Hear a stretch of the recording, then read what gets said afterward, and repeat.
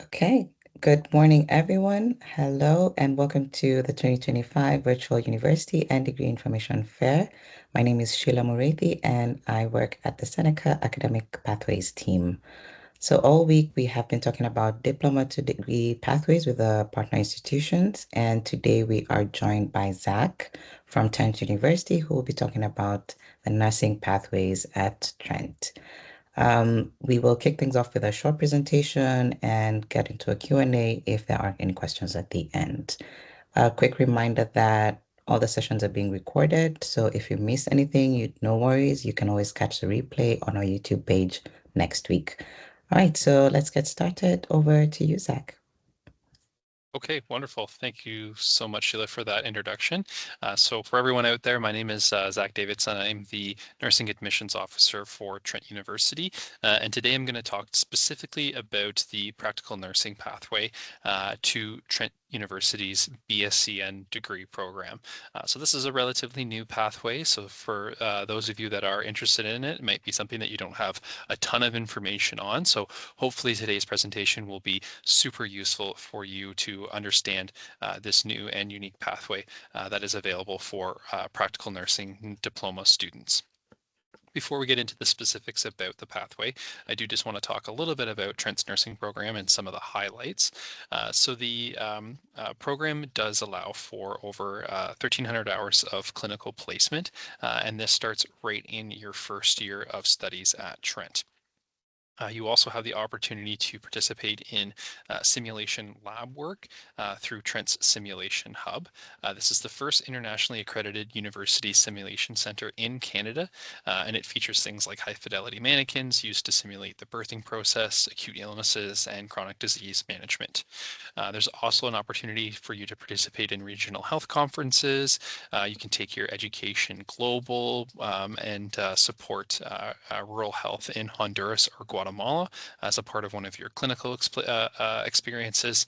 So if for some of you that are out there, you are thinking, maybe perhaps I want to do a study abroad experience during an undergrad degree, that is something that you could definitely do with Trent's nursing program, and engage in community research projects and international nursing exchanges. So for students that are thinking, perhaps doing my undergrad degree is just my next step in my education, and you want to be able to further your education beyond just your undergrad, there is definitely some great opportunities within Trent's undergrad degree to help you achieve that goal. If you're thinking maybe I want to do my master's of nursing or even get my doctorate in nursing, students have the opportunity through their advanced topic courses to do a undergraduate thesis and do research work at the undergraduate level. So that's certainly a worthwhile experience if students are thinking about pursuing higher levels of education after their undergraduate degree. Obviously, though, beyond just the theoretical components and size of things, the program is extremely hands-on. Like I had mentioned, there are clinical experiences that you'll be participating in, and that will start right in your first year. So first year, second semester is when that will take place.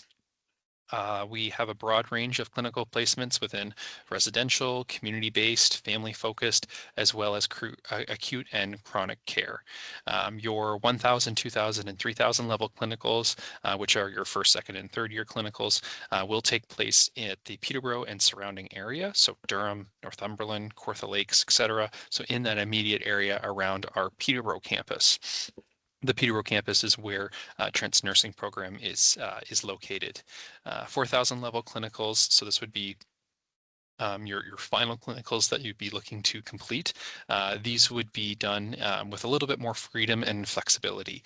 So your 1,000, 2,000, and 3,000 level clinicals are done in a group setting, so it'll be with other nursing students conducting those clinicals. At the 4,000 level clinicals, though, you'll actually be on your own with a nursing preceptor. So that gives you a little bit more flexibility where you can have more of a say on where you would go and complete that clinical.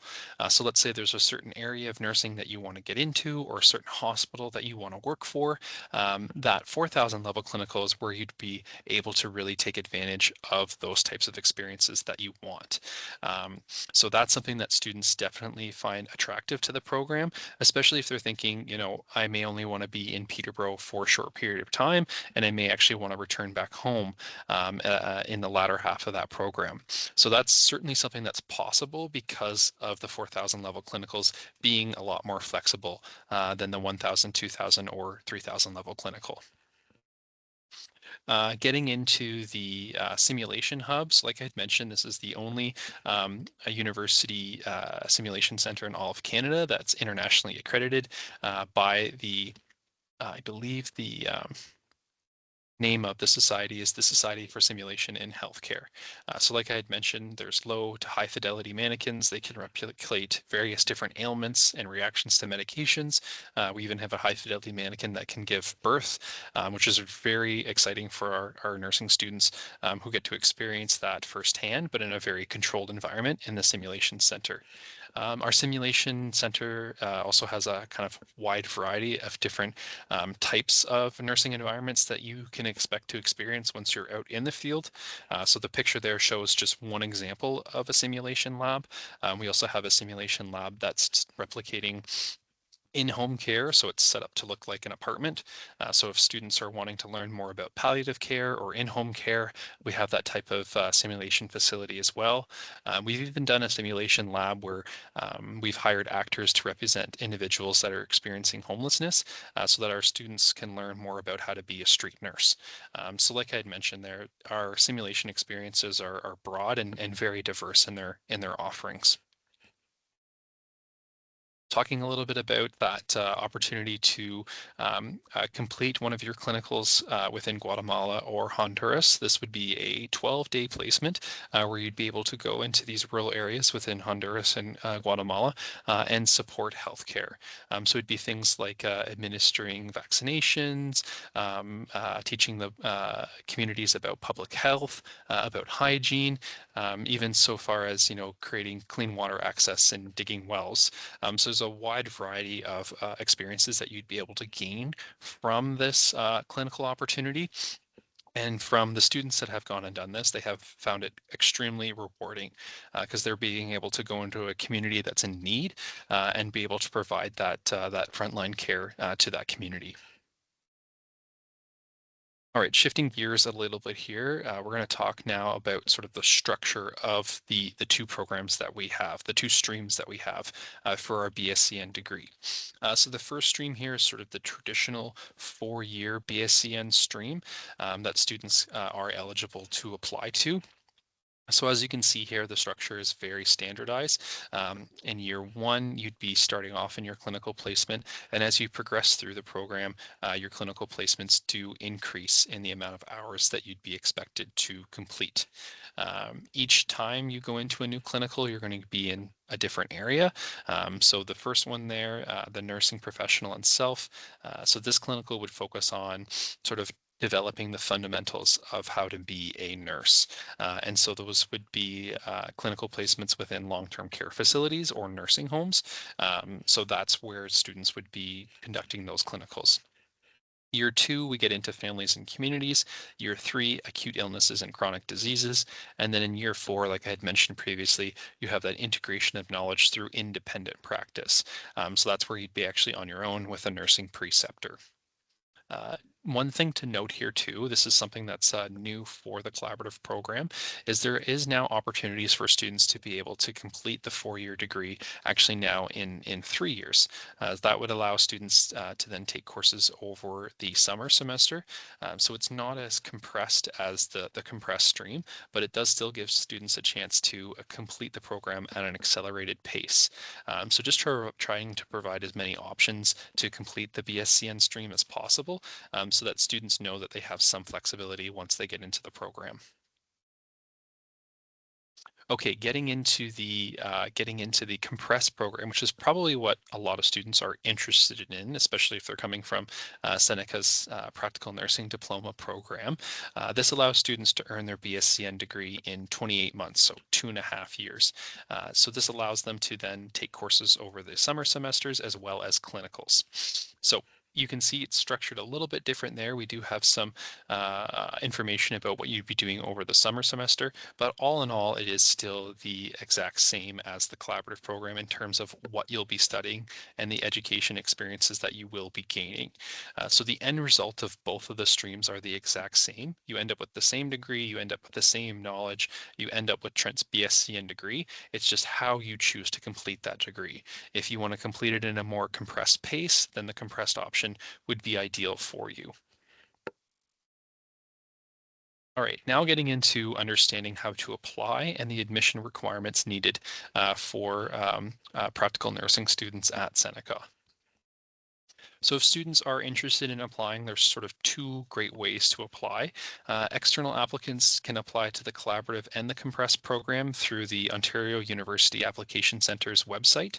I would recommend this route if you're thinking about applying to multiple universities, not just Trent, and if you want to be considered for both the collaborative and the compressed stream.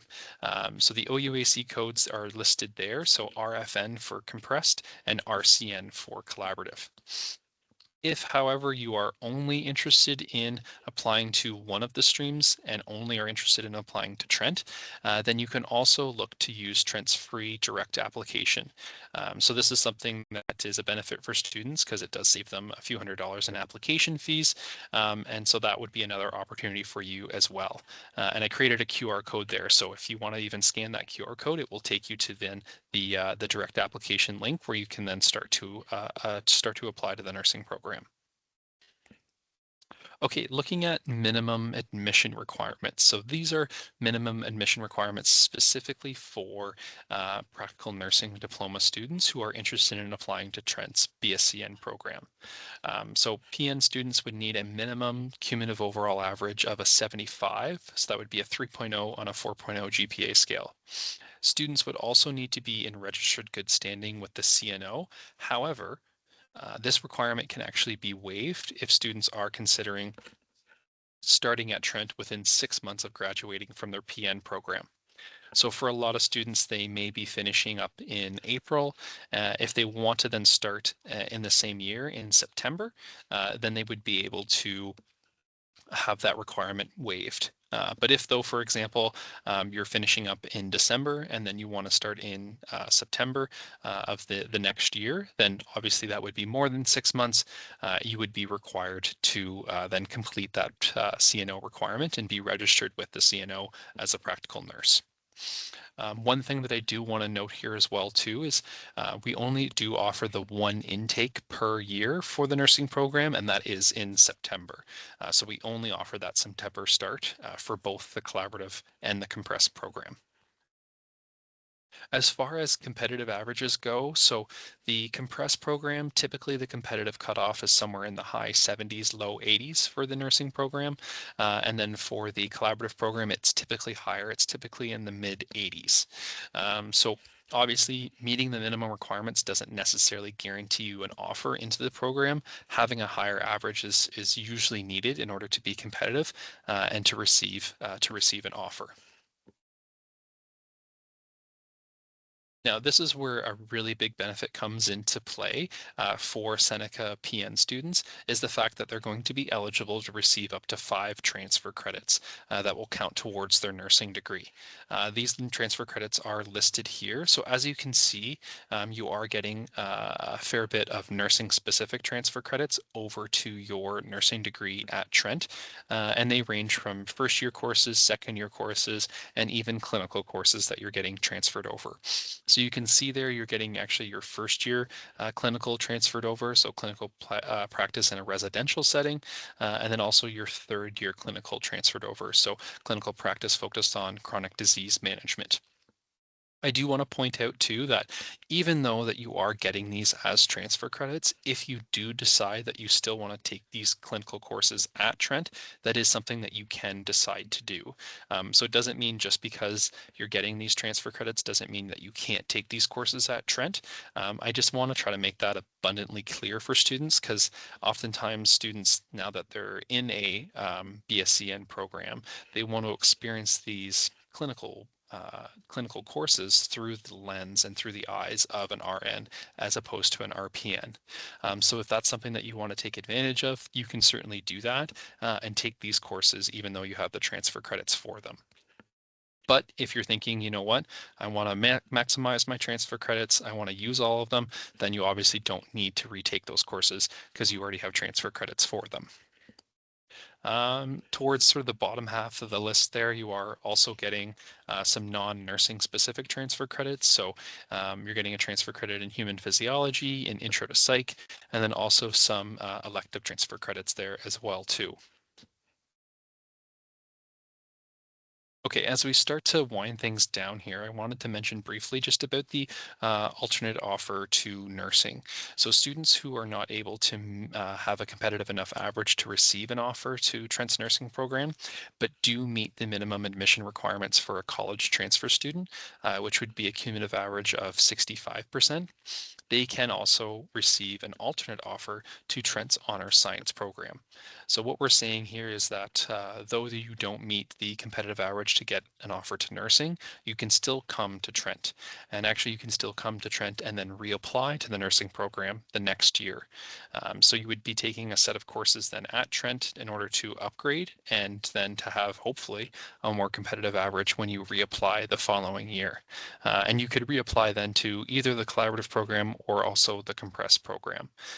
So there's still pathways and opportunities for students to get into the nursing program, even if they're not successful the first time they apply. Okay, and looking at some important dates and deadlines.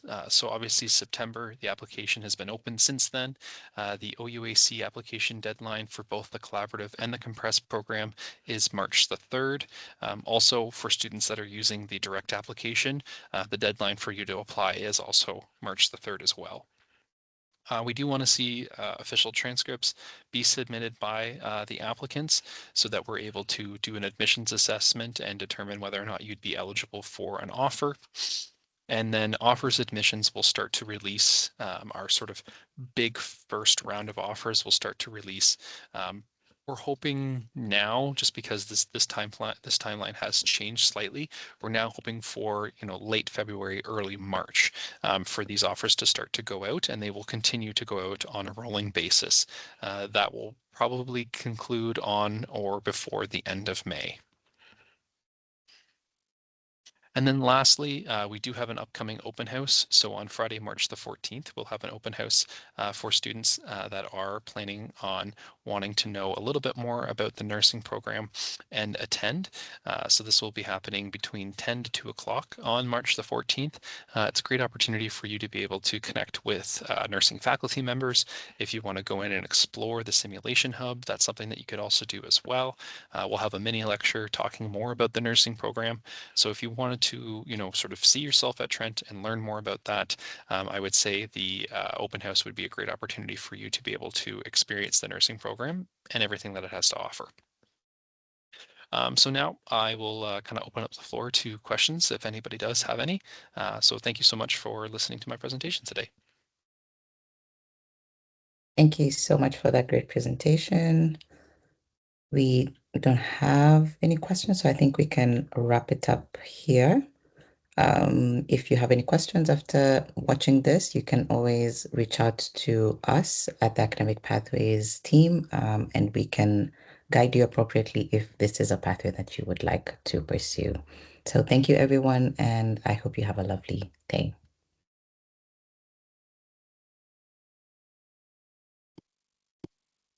Awesome.